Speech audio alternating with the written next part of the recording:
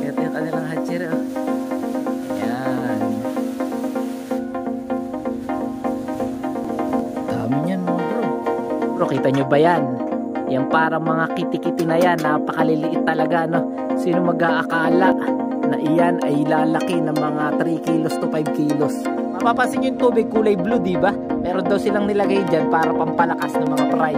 Importante na wala talagang laman na kahit anong hipon, tilapia dito sa loob ng ating hapa na pwedeng kumain doon sa ating mga fry. At sa mga gusto na kumuha ng fry ng big hit, kontakin nyo lang po si Kuya Jojit.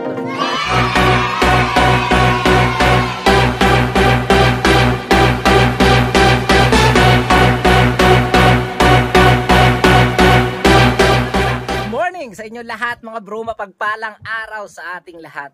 So March 26, araw ng Martes, at ngayong umaga mga bro ay kukuha rin natin yung mga big hit fry na ating aalagaan. So kung maalala nyo, nung nakaraan nag-umang tayo ng mga hapa cage, at dun sa hapa cage mga bro, doon natin naalagaan yung mga big hit carp. At yan, ngayon narito tayo sa kubo. Ayan.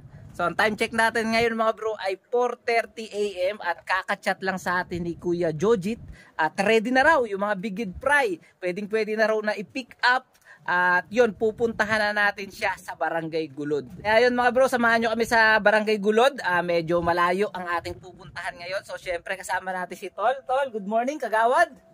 Good morning. So yan mga bro, samahan nyo kami sa video na to. Let's go!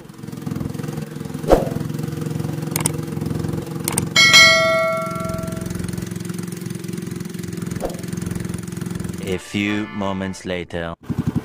Yeah mga bro, narito na tayo sa Barangay Gulod. So sabi ni Kuya Jojit, sa dulo daw ng baywalk. Ito yung kanilang baywalk ko. Ayan. Tapos may ilaw daw. So ayun ang ilaw. Ang time check pa lang natin, alas 5 ng umaga. At sakto-sakto to mga bro. Dahil sabi nila, mas maganda raw na ibiyahe ang fry pagka yung papaumaga o yung umaga. Wag daw dapat paabutan ng sobrang mainit. Pwede po ba kami mag-vlog? Pwede po ba kayo mag-video? Morning po. Yeah, so bro, kasama natin kay Jojit to. So mga bro, sayang. So sabi sa akin ni kay Jojit kahapon, pwede daw natin i-video yung pag-prepare ng mga malalaking big head, pag-breed dito sa hatchery nila. So hindi natin nakuhanan dahil alam niyo naman papalaot tayo. So siguro sa mga susunod na nakuha natin, ibablog na natin yung mga bro. Para makita nyo rin kung paano pinag-prepare, pinapak yung mga fry. Ayan. Ano mga bro dun? Tingnan mo dun. Dami. Ayan, syarat. May syarat po. Ayan. Ayan. Ayun mga bro. Ayan. Gumagalawan, buhay. Parang kiti-kiti lang na. So yeah, mga bro, sino mag-aakalang di ba? Lalaki ng big hit, tas aliliit. Mga bro, ang dadami.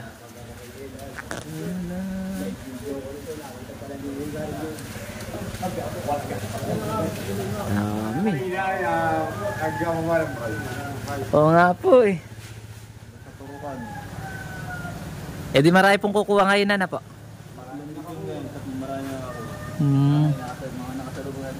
Baka yun, yung mga papuntahan na, may mga papunta, baka yan kuha din na.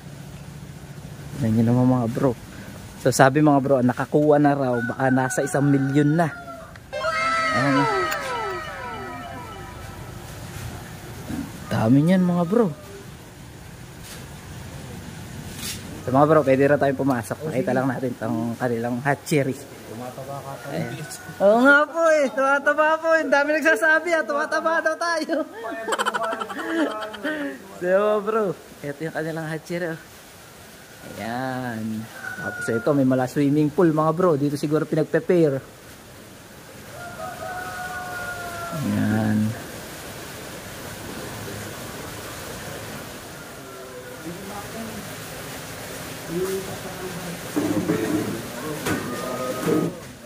Ako na magabo na ng bike nito ano.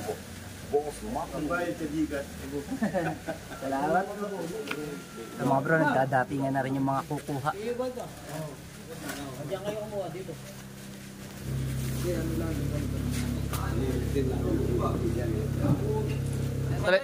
Tuloy na po kami. Ayan, good morning po. Sige po, tuloy na po kami. So mga bro, uuwi na tayo at yung mga fingerlings, yung fry, isasali na natin sa hapa. So tara, biyahe ulit. Let's go!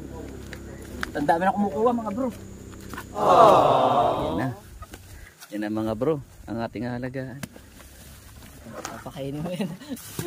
Wala na pakain yan. Ang pakain niya, sa ano na? Bukas na, pwede ba bukas? Mamayang hapon. Sa hapon. Bago lang kasi kami. Shoutout na lang. Ayan. Salamat kuya. Salamat po. So mga bro, pakita ko sa inyo. Ito na, yung ating mga fingerlings. 2, 4, 6, 8, 10. Uy, may dagdag na isa tol. Dinagdagan na isa. So ito mga bro ay bali ano to, 100,000. So ang isang plastic daw mga bro ay 10,000.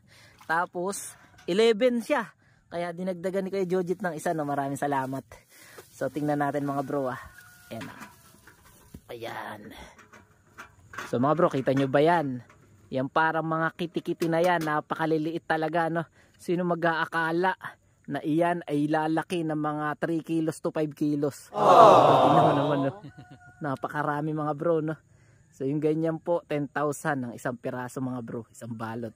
Pakarami. Hindi ko alam kung anong paraan ng pagbibilang nila dito mga bro, pero ang dami talaga. Kumbaga para mga dulong na maliliit pa siya. Mas maliit pa, parang kiti-kiti. Ayan. So tara. Mga bro, ayan, papaliwanag na yata.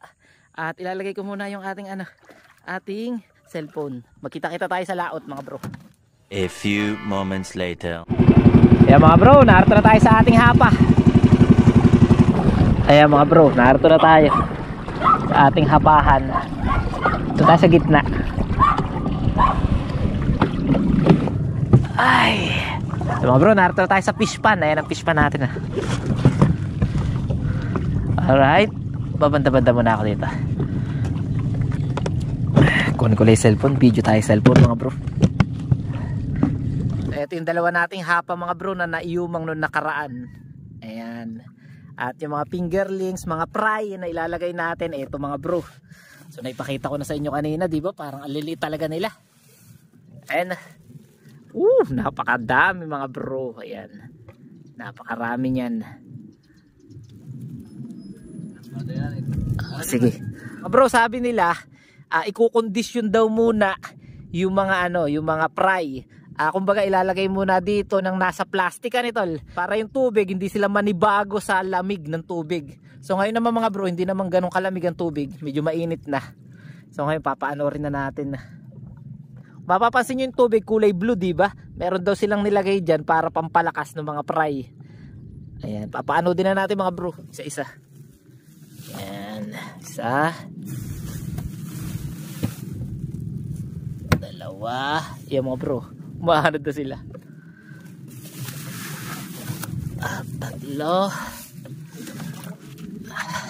Sa mga bro, maaanod yan hanggang doon. At siguro pagdating doon, pwede na natin siyang buksan. Ito pa yung iba. Ayan. So yan mga bro, mga fingerlings natin. Dami, grabe. Pagpalaki kayo Pagpalaki kayo.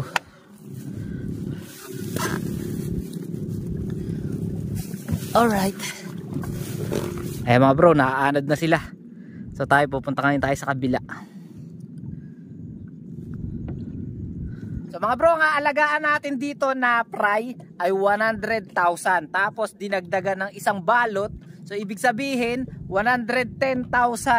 At sabi nila mga bro, makabuhay ka lang daw dito ng mga 20 to 30,000.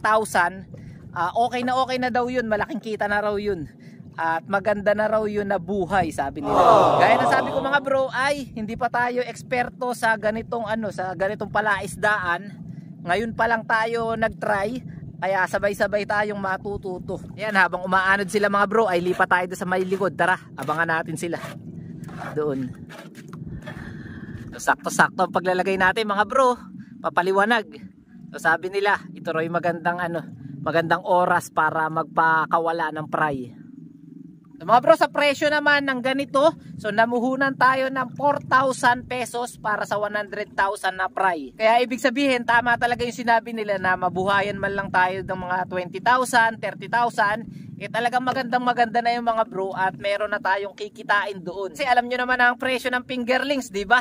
So pagka medyo maliliit lang siya, nasa piso. Pag napalaki mo ng mga tuna, nasa 3 pesos. So habang lumalaki siya, nagmamahal siya mga bro. At saka mga bro, nga pala ito ay pinapakain natin ng ng gatas. So hindi yung gatas na bago. So tol, ano tawag doon?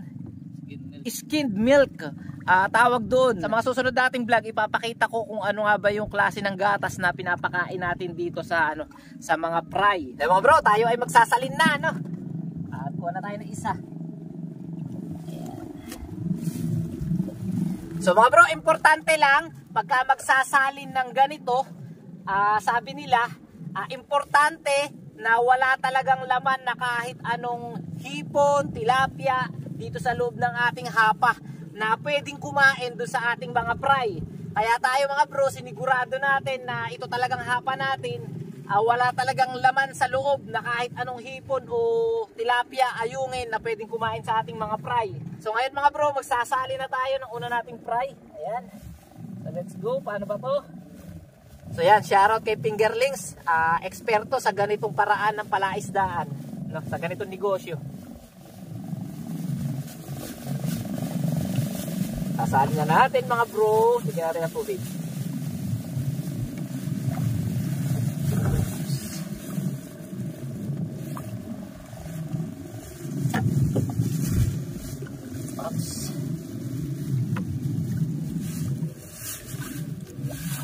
May dumikit ba mga bro? Wala naman. Parang may konti.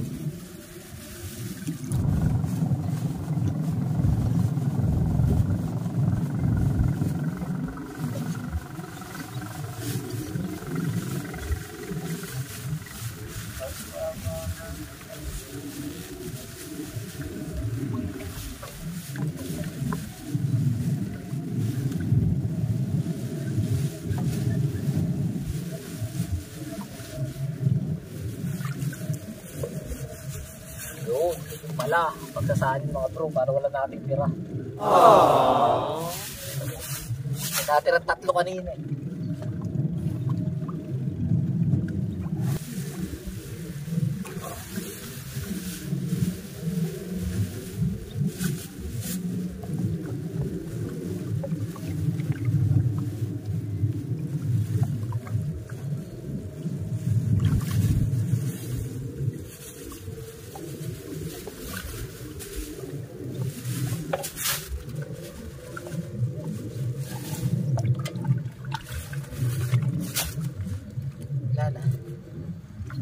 Kaya mga bro, nakasali na tayo ng dito. Bale, 60,000 dito sa isang hapa cage natin. So mga bro, ito yung lambat natin. Sa mga bago pa lang nakapanood dito sa ating channel. Lambat niya po, tinatawag po ito na hapa net. Ayan, yung kulambo. Ayan. Hindi pa tayo sa kabila mga bro.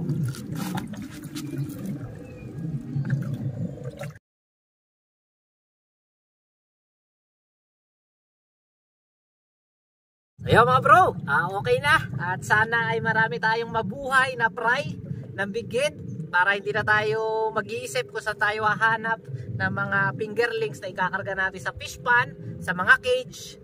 Sana marami tayong mabuhay mga bro. Good luck sa ating pag-aalaga. At mamayang hapon babalik ako dito para pakainin sila. Yeah mga bro, hanggang dito na lang muna siguro ang video na to. At bago matapos ang video na to mga bro, ay gusto ko lang pasalamatan si Kuya Jojit Tolentino at sa lahat ng mga kasama niya doon sa may hatchery. Maraming salamat po. At sa mga gusto na kumuha ng fry ng big head, kontakin nyo lang po si Kuya Jojit Tolentino. So maraming salamat po at good luck sa ating pag-aalaga ng big head fry. So tol, pakita mo naman ang mukha mo at mag-shoutout ka naman.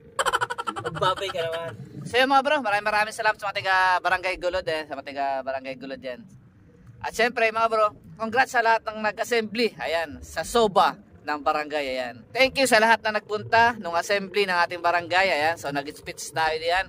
So sana unti-unti nating magawa yung yung mga plano at nagawa na ng ating barangay sa pag-upo namin ng 120 27 days. Ayan. So, thank you very much. So, ang unang soba sana, assembly ay 100 days, pero nag-127 tayo. Ayan. Thank you very much sa lahat na nagpunta. Good luck sa lahat ng sangguniang barangay ng Barangay Kasili. Mabuhay po tayo lahat. So yun mga bro, hanggang dito na lang yung video natin. Maraming salamat sa inyong lahat. Bye-bye!